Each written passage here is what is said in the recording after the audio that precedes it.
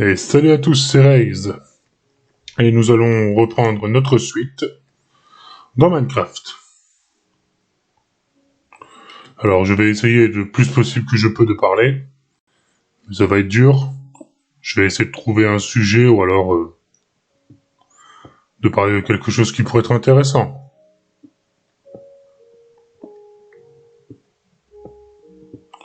Mais sinon en attendant, je vais juste miner un peu. Et dès que j'aurai trouvé un sujet sur lequel parler, j'en parlerai. Donc je vous dis à toutes. Et re tout le monde. Alors j'ai l'intention de me déplacer un peu. Puisque j'ai trouvé un cheval que j'ai réussi à éduquer après, on va dire, 6-7 tentatives, ce qui était un peu chiant. Mais on va se déplacer un petit peu. Parce que j'ai un livre pour noter mes coordonnées, vu que ça c'est un défi que moi je me suis mis. C'est de ne pas faire F3 à tout va pour mes coordonnées. Et donc du coup, on va se servir de ça. Alors, forcément je l'utilise, mais uniquement pour noter. 308.086. 5.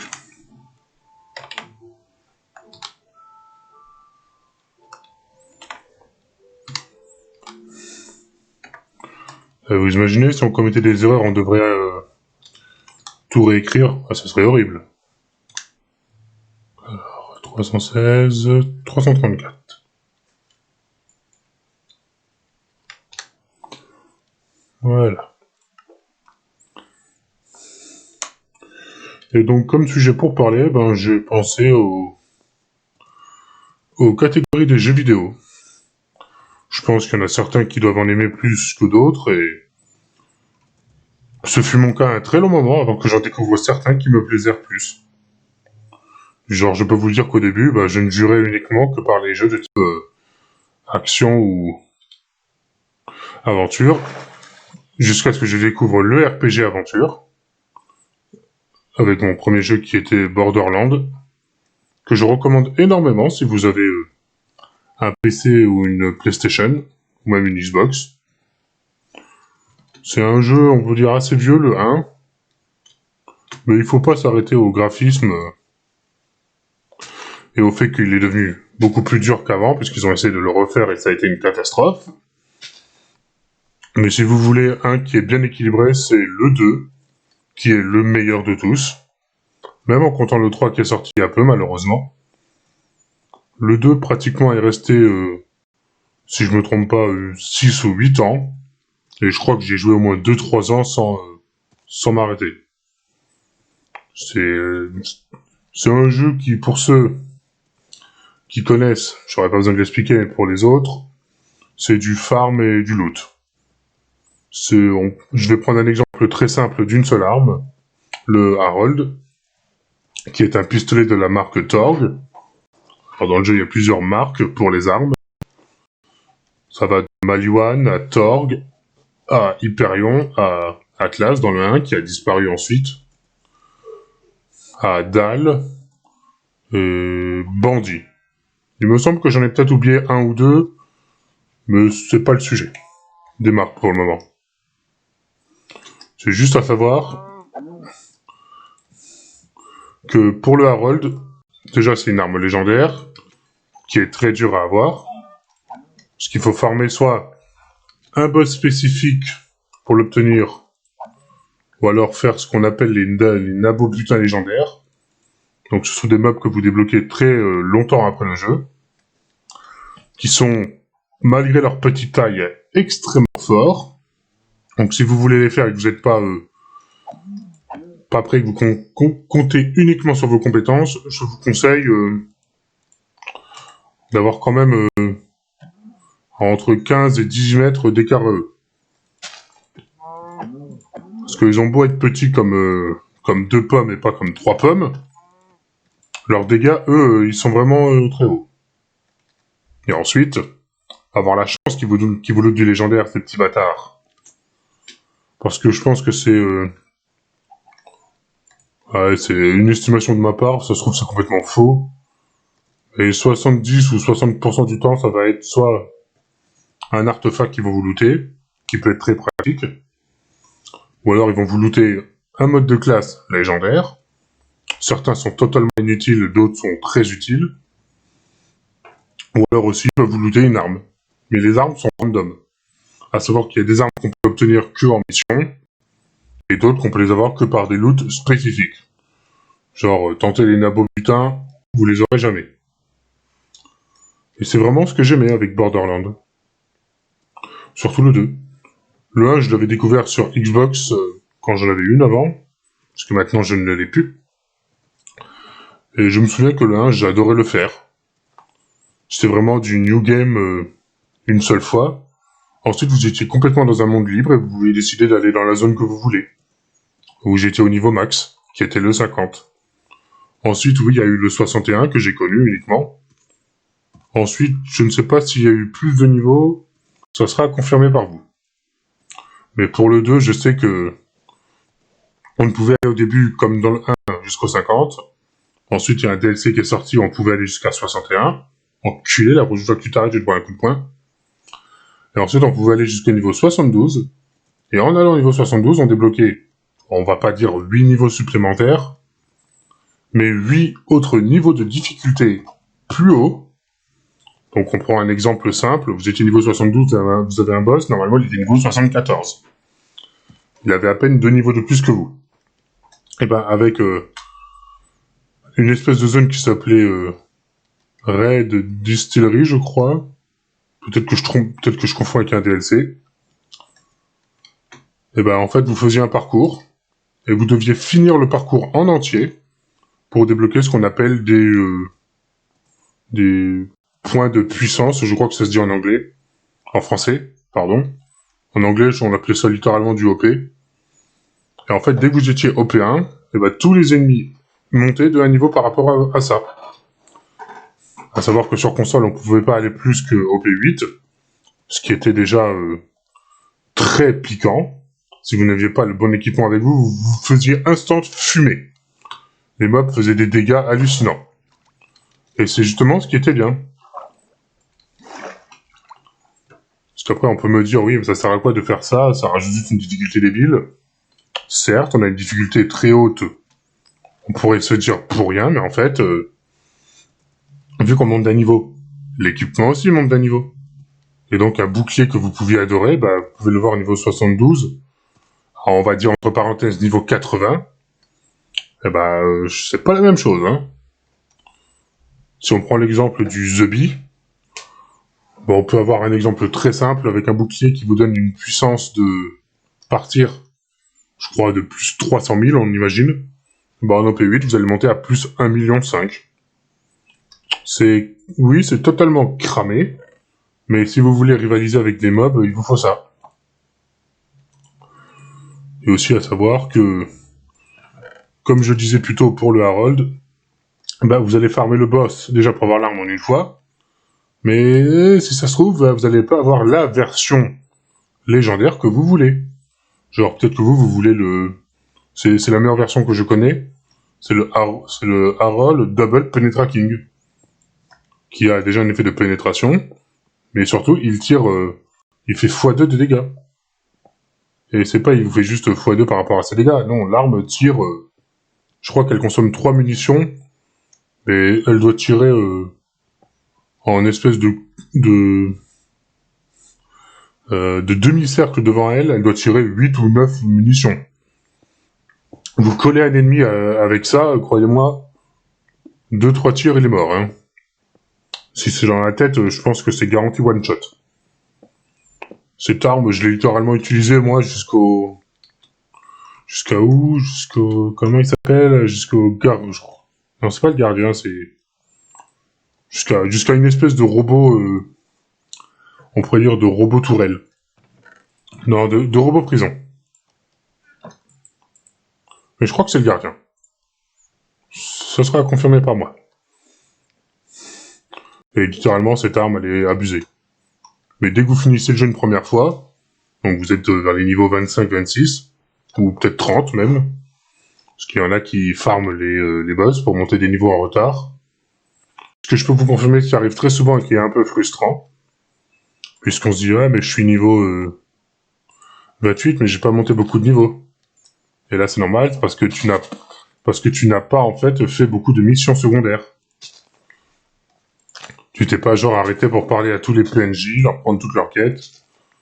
Et donc, t'as pas fait certaines missions qui t'auraient aidé. C'est pour ça, et grâce à ça, qu'à ce moment, il existe des zones où il y a des boss. Et en plus, déjà, de farmer ces boss qui vous donnent une chance d'avoir leur loot légendaire, et des fois, ils vous donnent beaucoup d'XP. Et c'était très pratique, ça.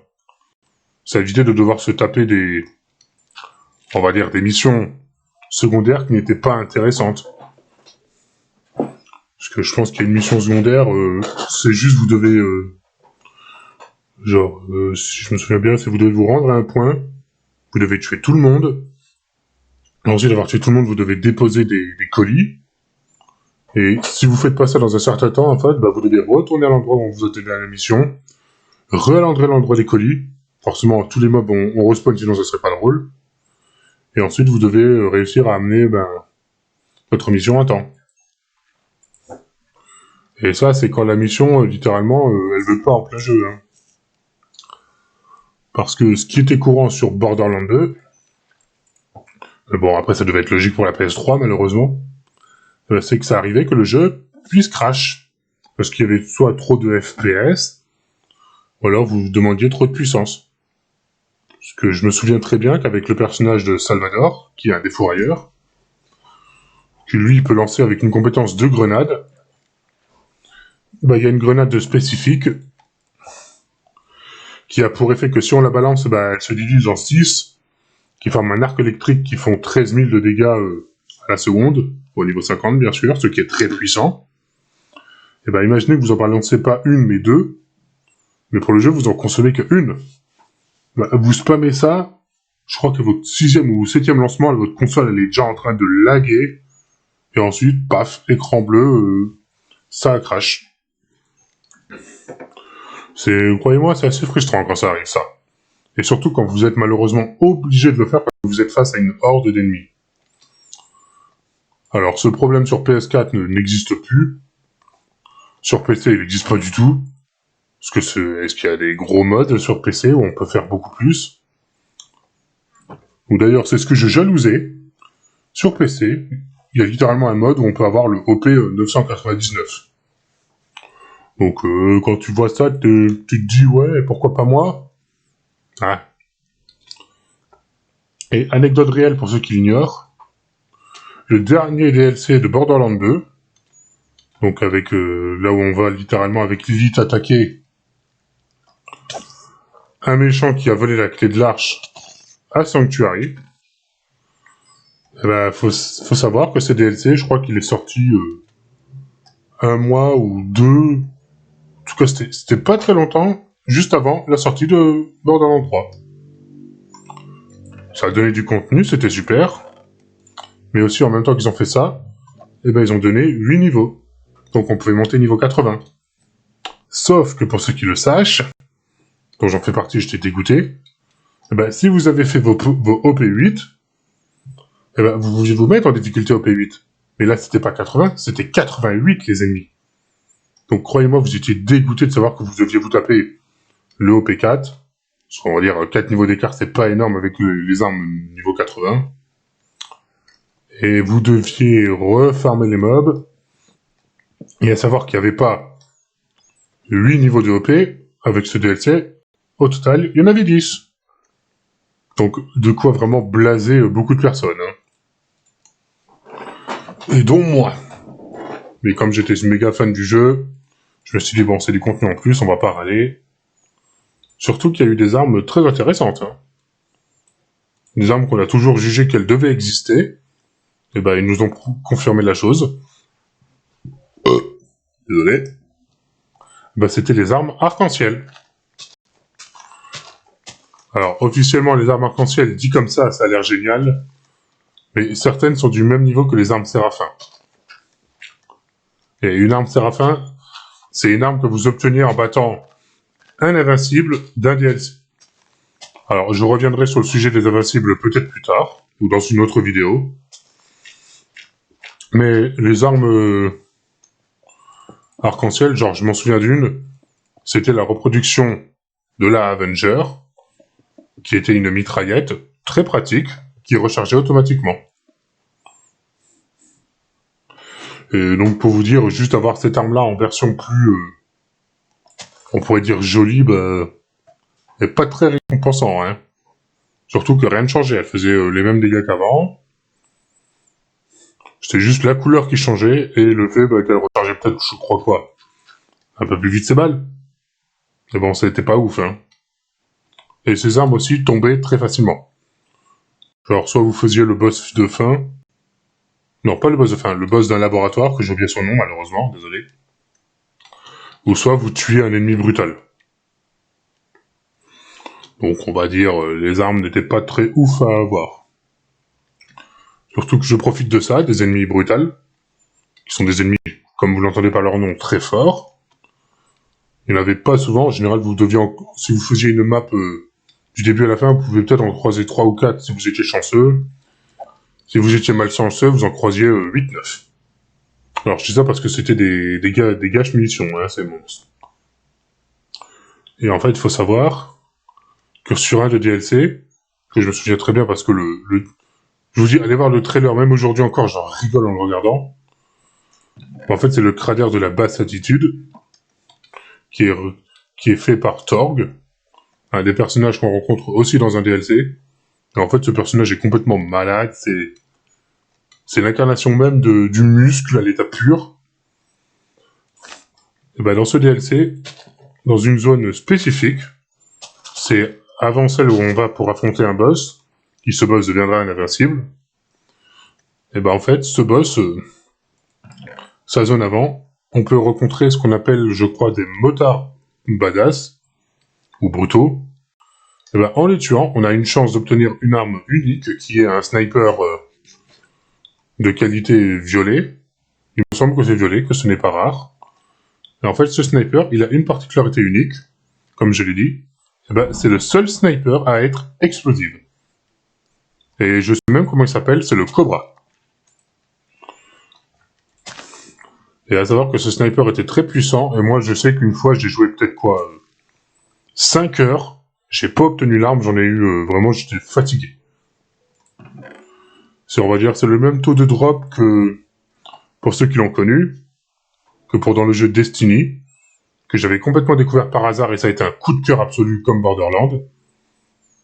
Et ben dans Destiny, pour obtenir une arme très puissante qui était le gouffre nécrotique, en fait c'est la carapace du gouffre avant, et ben il fallait tuer un chevalier, c'est un mob assez costaud, et en le tuant, on avait une chance qu'il nous loot l'arme ou pas. Et devinez quoi, et ben une journée, je l'ai fait, je crois, au moins une centaine de fois, et ben ce fils à sa mère m'a pas looté l'arme. Vraiment, c'était dingue. Alors, je parle bien de la version PS3. Parce que sur PS4, beaucoup vont me dire « Ouais, mais sur PS4, on loot l'arme en tuant n'importe quel mob. » Oui. Mais ensuite, il y a une condition spécifique sur PS4, c'est qu'il faut tuer certains mobs pour monter l'arme. Et ça, j'ai trouvé ça très intéressant, moi. Parce que du coup, l'arme n'est pas, on va dire, très facile à monter. Genre, vous allez... ce sont les mobs les plus faibles de la ruche, donc à qui appartient le chevalier et l'arme. Et ben, on va tuer ce qu'on appelle des esclaves, qui sont, par leur nom, on pourrait croire très faibles, mais en fait, si vous attaquez en grosse quantité et que vous n'avez pas de saut pour vous enfuir ou de grenade, vous allez vous faire fumer, parce qu'ils vous rushent comme des zombies. Et ben, les esclaves, en fait, ce sont les membres les plus faibles. Vous visez la tête, le torse, en 2-3 balles, ils sont morts. Et sur PS3, bah, c'était la seule façon, bon, pas la seule façon, mais on va dire une des façons les plus rapides de monter la gouffre. Vous faisiez une mission spécifique en difficulté, je crois, difficile. Parce qu'il y avait normal et difficile. Et vous aviez juste à vous mettre à un endroit, à tirer. Et avant de valider, on va dire, un checkpoint, et ben vous faisiez demi-tour. Vous vous suicidiez. Donc la mission se relançait. Donc vous pouviez retuer les mobs. Et vous répétez ça en boucle, en fait, en boucle. Putain, je manque d'eau, moi.